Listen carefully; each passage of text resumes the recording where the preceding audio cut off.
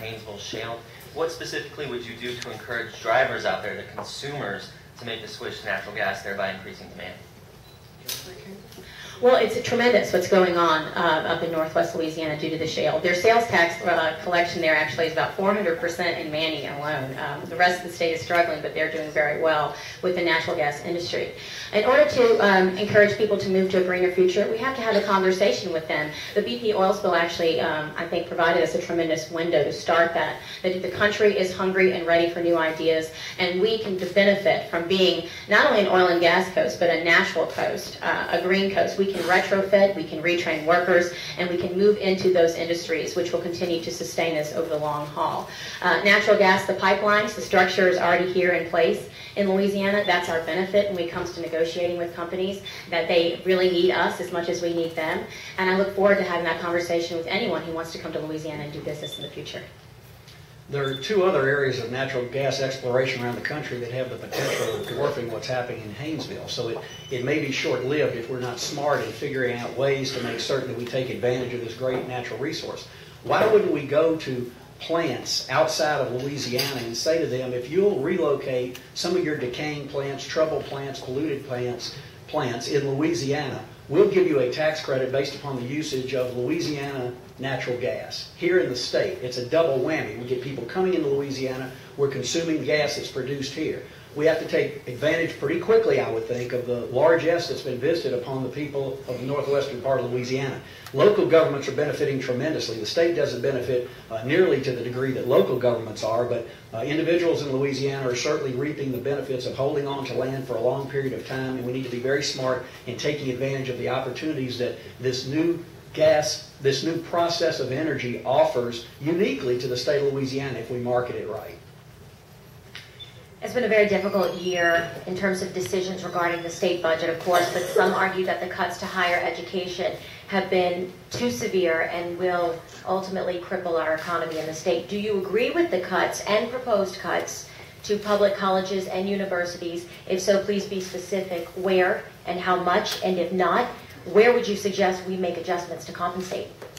Well, no, I don't agree with him, as I've already alluded to earlier. In fact, when I was president of the student body at LSU, I wrote a letter to the legislature talking about budget cuts back in the 70s. That letter could be signed by Jay Hudson, the current president of the student body right now, because it's the same concept. Higher education has been on the chopping block for these many years, and it ought not happen. So, and remember, this is the very early stage of the budget discussion. The budget is just about to be submitted. We got a long way to go before the legislature comes into session, but simply the notion of telling the world that we're asking higher education to cut 35% is devastating to professors who may want to come here, students who may want to matriculate in Louisiana. So we're sending the wrong message, and that goes back to my suggestion about prioritization and making sure we don't create this fear that may never come into existence. I do think there has to be some restructuring, some elimination of some high-paying administrative positions with multiple titles, associate this and assistant that, and we need to talk about some consolidation regarding low-performing universities and colleges. Let me be as clear as possible. If the choice is between fixing a pothole or giving a student a degree, I'm going to give them the degree every single time. It's just that simple. In 2010, to continue to have these conversations about barbaric cuts in the very heart and soul of the institutions that make Louisiana great, and provide avenues not only for adults to flourish, but also pathways for our children to grow and perform and compete out there in a global world, is ridiculous. And if it comes down to that sort of priority, then I'm your girl.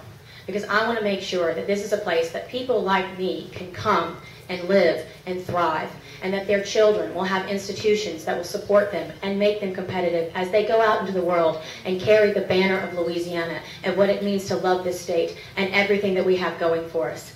It's time to change the conversation. 30 years ago, the fact that we're still having that conversation, that we're having it today, I'm not a part of that problem. There are many of us who want to be a part of the solution that haven't had a chance, and that's what we're asking for, to move it forward. Well, candidates, I think a lot of what we're doing here is we're conducting a job interview on behalf of the public. And, one of my favorite job interview questions, especially for people who are going to be taking a management job, because that's a lot of the responsibility of running an administration in the Lieutenant Governor's office. Tell us about what your management experience is and what is your management style? And that starts with Caroline. Well, let me just use one example. As you all know, I taught law at Loyola Law School for the past couple of years. I had 50 very bright, high-achieving students, mainly from Louisiana, many LSU graduates, in addition to Loyola graduates. And they all have a very singular mind of purpose and very different ways about doing things. Many of them had business experiences and families of their own. And it was my goal to walk in there, in some cases younger than some of my students, and draw them together into a common plan and purpose and manage them into growing into being good, effective lawyers. I taught them how to read, how to research, how to write, and how to argue effectively. I taught them how to advocate on behalf of their clients and on behalf of what is right and just and true in the world. I think many of them, actually a couple of them are here today. They stand by me. They've been with me throughout this campaign. And I think it's because that they enjoyed the way that I ran that classroom. That was a room full of executive folks, and we performed. Thank you. Well, the job interview is not for a dean of the law school. It's to be lieutenant governor and to manage a state budget, which is something I've done for the past 4 years, managing a budget roughly equivalent to the size of the lieutenant governor's budget. Doing it by reducing executive positions, by doing more with less, by partnering with private enterprise to promote museums and to create exhibit opportunities. I've done it in a private law practice, managing a payroll, making ends meet in a very small firm, a handful of lawyers during my legal career. And I've done it as chairman of the Senate Finance Committee and vice chairman of the Senate Finance Committee, and someone who advocated budgetary reform and change my entire career in the Louisiana legislature. I understand the state's budget. I've dealt with it. I know the challenges we face, and it's important to have someone in this position with management background and experience to lead us out of a very difficult and challenging time. Certainly in the Lieutenant Governor's office, because that budget has been absolutely devastated over the course of the past year, and it's going to be a huge challenge to reinvest in the kind of things we need to get a return on the investment that we're capable of getting in Louisiana. Thank you. All right, now we're going to have that interesting round, candidate on candidate, with the 45-second response and a 30-second rebuttal, starting with Caroline. What question do you have for Jay? Jay, what are your top 3 priorities should you become lieutenant governor? To redefine the cultural economy in a way that we take advantage of collaboration with the arts and with tourism and everything, music, everything that makes Louisiana special, and to focus on arts and music education in our schools in doing that. Secondly, to reduce the size of the executive management positions within the Lieutenant Governor's office. And thirdly, to sit down with the professionals in the industry, those who know Louisiana best and know what it takes to bring conventioneers, leisure travelers, potential investors into Louisiana to help me develop a comprehensive and smart plan that's got built-in accountability for us to be successful. So I get to respond. Okay, you have a rebuttal, Caroline. Well, what I hear from that is that you want to rebrand Louisiana in the tourism industry. And my response is, we're doing quite great. We have a great tourism brand. Our cultural economy is firing on all 4 cylinders. We've had an excellent lieutenant governor who's recently become the mayor of New Orleans. And I'm pleased to have his support. But that being said, the one thing we really need to change is the era and atmosphere of political corruption in Louisiana. And that's very wholly different from our tourism industry. We've always been a place to have a good party, to come to celebrate life, and we have plenty of convention business. In fact, since the Saints have won the Super Bowl, our tourism favorability rating has more than doubled. Thank you. Now, Jay, do you have a question for Caroline? Caroline, you've reviewed my personal financial statement as I've reviewed yours, and you indicate that you have income from video poker, which you said you're going to give up, I guess, based upon your earlier comments. You had income last year that could not have been more than about $80,000 based upon the boxes that you checked. Yet you lent your campaign $450,000 to get elected. Where did that come from? Success. Let me be clear. We have followed every ethical rule, if that's what the implication is, and we continue to do so. As my opponent has pointed out numerous times, I've come basically out of nowhere. Well, and sadly, in political campaigns, Money is necessary in order to get name recognition. You can have a noble cause, but if no one knows who you are, and you can't get on TV, then it doesn't really matter. So I was proud to make an investment in myself. And fortunately, I've had many people join the bandwagon. Has been pointed out over and over again, I'm certainly not cheap. And we've raised a lot of money. Personally, it has been an investment, and that's out there for everyone to look at. But also, I have plenty of people that are on my side and supporting me any way that they can. I'm very grateful for that. Jay, your rebuttal. Well, I'm not sure you answered my question. I wonder where that money came from. I assume it came from your personal wealth because it didn't come based upon the income that you showed last year. So it came from your personal wealth is what you're telling us. And by the way, I know of your contributions from all over America that President Clinton and others were able to round up. I had over about 1,600 people contribute to my campaign, ranging from $5 to $5,000. Not all of my contributors were in big $5,000 chunks, but where did that money come from? Okay.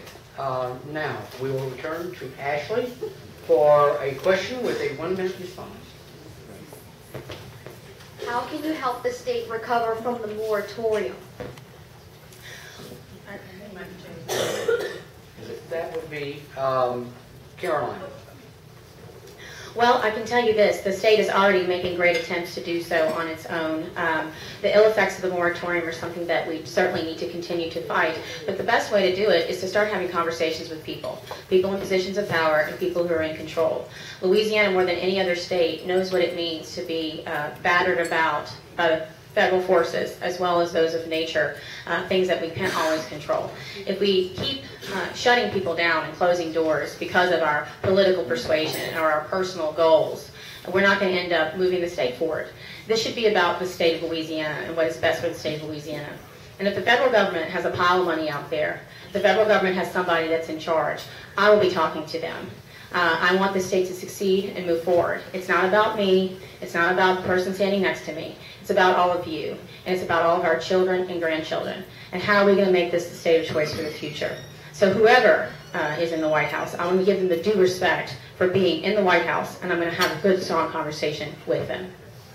Jay? I will join in the uniformity of voices crying out from Louisiana to make certain that now that the moratorium is over, that the permitting process and the difficulties that are thrown in the face of companies seeking to resume drilling are evaporated. That's going to be difficult to do because right now that's the challenge the industry faces. It had to look at this very punitive and ridiculous moratorium that shut things down, wondering if and when they were going to be able to get back into business, putting Louisianians back to work. And now they're faced with the problem of a very slow, deliberative, perhaps purposeful, slowdown process to keep those rigs from being active again. It is essential that Louisiana go back to having oil and water mix, as it does in Louisiana. Our seafood industry can flourish side by side with a successful oil industry, and it's time for both of them to be back in business. And I will be a strong advocate to ensure that that happens.